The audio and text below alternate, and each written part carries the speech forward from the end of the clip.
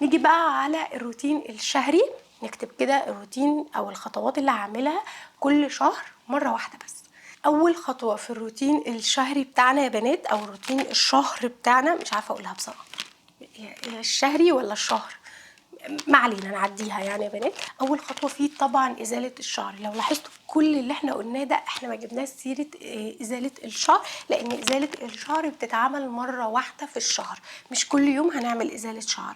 طبعا بالنسبه للبنات اللي هتستخدم شفرات انت هتضطري تستخدميها كل 3 ايام، وانا من الناس اللي ما بحبش الشفرات في المناطق الحساسه، صدقوني سيئه جدا جدا يا بنات. فانا بفضل في البدايه ان احنا نستخدم المقص. نجيب مقص صغير، ده كان سعره 15 جنيه على فكرة، بصوا صغير جدا عشان ما تتعوريش وانتي صغيرة. ده شكله كده يا بنات. بنستخدم المقص طول ما الشعر خفيف في المكان ده، بنبدا ان احنا نقص الشعر بالراحه قوي، وخلي بالك علشان ما تتعوريش. عشان كده بقول لك هاتي المقص الصغير ده عشان ده انسب حاجه. بعد ما بتخلصي ازاله الشعر بنرش عليه كحول كده، يعني بنجيب ازازه كحول وبنرش على المقص بتاعنا كحول علشان لما نيجي نستخدمه مره تانية يكون متعقم وما يسبب لناش اي حبوب او اي مشاكل في المنطقه الحساسه يا بنات. بعد كده طب لو انا كبيره شويه، افضل طريقه برشحها للبنات الصغيرين وانا شخصيا بستخدمها هي ازاله الشعر من الجذور، لان دي انت هتستخدميها مره واحده بس كل شهر. فانا بجيب عجينه افوفا. عارفين زمان واحنا صغيرين ما كانش فيه عجينه افوفا وما كانش فيه سويت جاهز، فكنا بنضطر نقعد بقى مكسوفين اصلا ان احنا نتكلم مع ماما في حاجه زي كده. ما تتكسفيش، انت ممكن تطلبي من مامتك ان هي تساعدك اصلا في اول مره. انتوا فاهمين يا بنات؟ فيعني احنا واحنا صغيرين، والله مكسوفه اكلمكم اصلا واحنا صغيرين كنا يعني كان بيبقى فيه شويه كسوف كده ومبنبقاش عارفين نقول الموضوع ازاي يعني. لكن دلوقتي كنا بنحاول ان احنا نعمل سويت فالدنيا بتبوظ وبتتكعبل والدنيا بتتلخبط مننا لان احنا بنبقى صغيرين لسه. فعجينه افوفا حلت المشكله دي، ودي افضل حاجه، افضل كمان من السويت الجاهز يا بنات. العبوه دي بيبقى فيها من جوه 2 كده. اعمل ايه؟ انا باخد نص كده بالمقص بقصها، وباخد الجزء صغير ما يكونش كبير وببدا افرده واشيل على حسب اتجاه الشعر. هو اصلا في الصيف يعني بتكون سايحه قوي كده، ما بتكونش جامده يعني زي الشتاء هتلاقوها متجمده كده فلازم تفكيها شويه. اما في الصيف بتكون جاهزه معاكي، تفتحي الكيس بتاعها وتطلعي قطعه على قد المكان اللي انت هتستخدميه وتفرديها وتمشي على حسب اتجاه الشعر.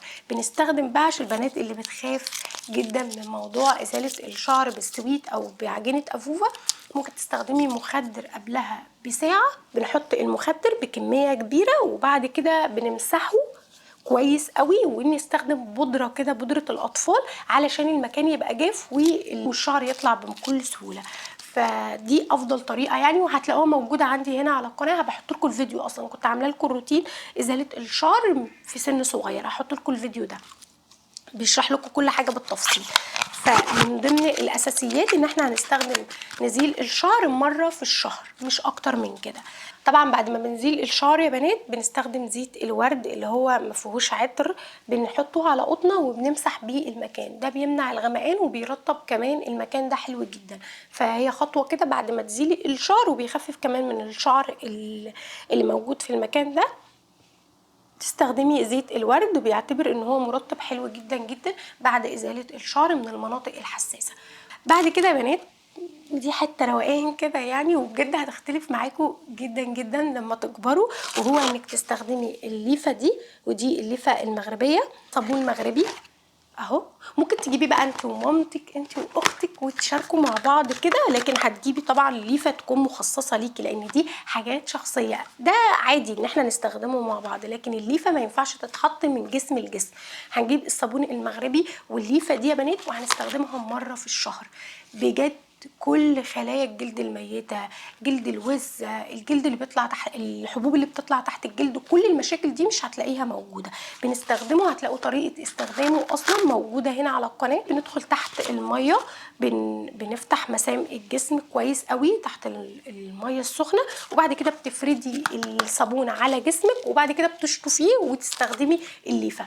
بعد ما بنخلص كده بنستخدم مرطب على جسمنا، وده زي ما قلت لكم اختياري. لو حابه تعملي وتجيبي الصابون المغربي والليفه بجد هيفرق معاكي جدا جدا. لو انت مش حابه تعملي كده فيعني عادي، ده اختياري. هيكفي معاكي ان انت تستخدمي الشاور جل، وتستخدمي الشاور جيل كل يوم على جسمك وتنضفيه كويس جدا، وتستخدمي طبعا بعديه المرطب. اخر حاجه بقى يا بنات وهو الشراب ده، بما اني جبته جديد ومبسوطه بيه قوي لانه فارق جدا على رجليا.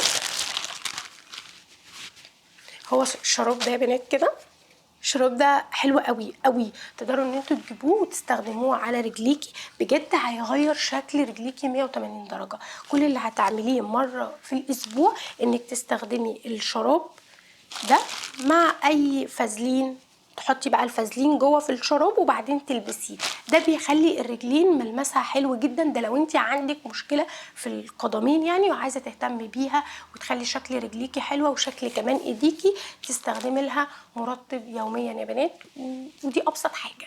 وبس كده يا بنات، دي كل حاجه كنت حابه اكلمكم عنها عن النظافه الشخصيه. زي ما قلت الرويده بالظبط، كل حاجه بخطواتها هتقدروا ان انتوا تمشوا عليها بكل سهوله. الموضوع مش صعب خالص يا بنات، بس لازم تهتمي بنظافتك الشخصيه. صدقوني هيفرق معاكي جدا، وهيفرق معاكي لما تكبري كده، وهيفرق معاكي اصلا في ثقتك بنفسك، وما تتحطيش في اي موقف محرج. فالحاجات دي بسيطه قوي، تقدروا ان انتوا تجيبوها واحده واحده، مش لازم نجيبها كلها مره واحده، ونقدر ان احنا نلاقي لها بدائل تكون رخيصه. زي ما قلت لكم مفيش اي حاجه ممكن تكون غاليه هنا غير الصن بلوك، بس هو اللي بيكون سعره غالي شويه.